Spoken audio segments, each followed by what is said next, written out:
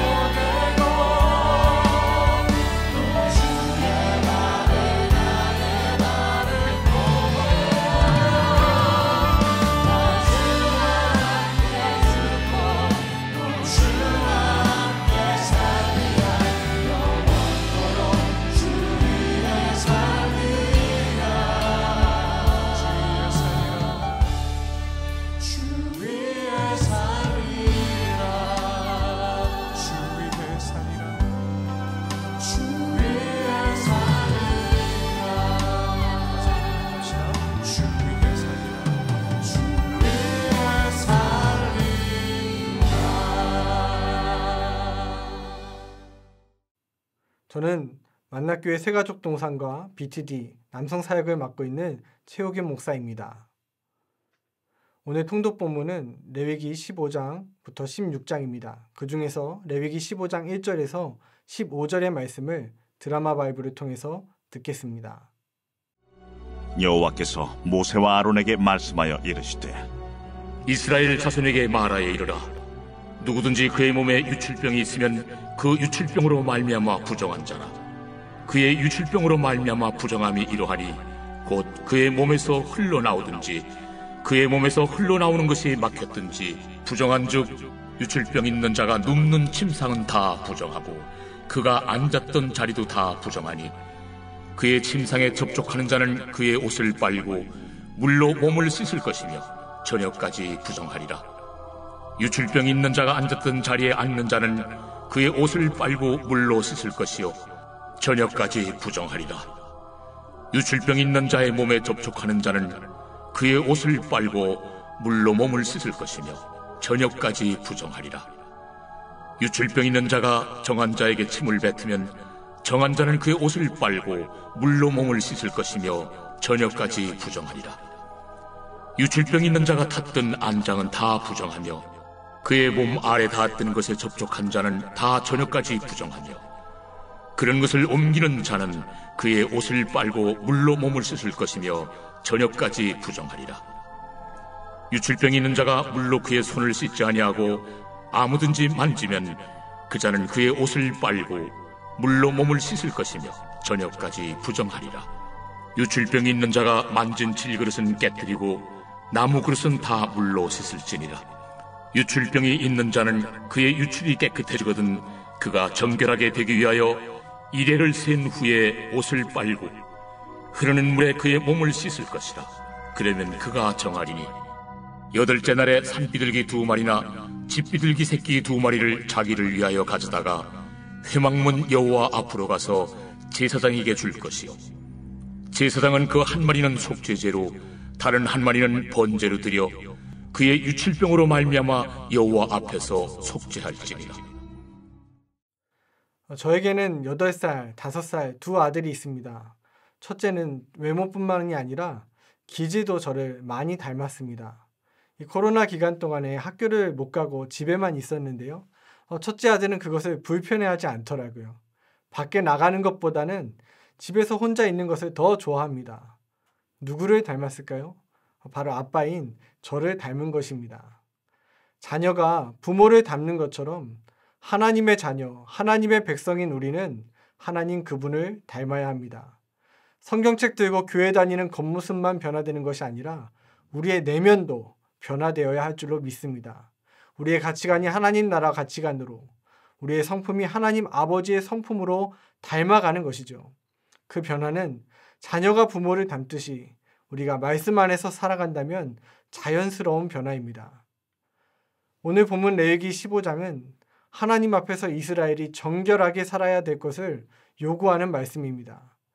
이스라엘이 하나님의 백성임을 어떻게 알 수 있을까요? 이스라엘의 정체성은 무엇입니까? 첫 번째, 이스라엘은 모든 민족과 모든 열방 중에서 하나님을 예배하는 백성입니다. 저와 여러분도 마찬가지입니다. 우리가 그리스도인이라는 것이 어떻게 증명됩니까?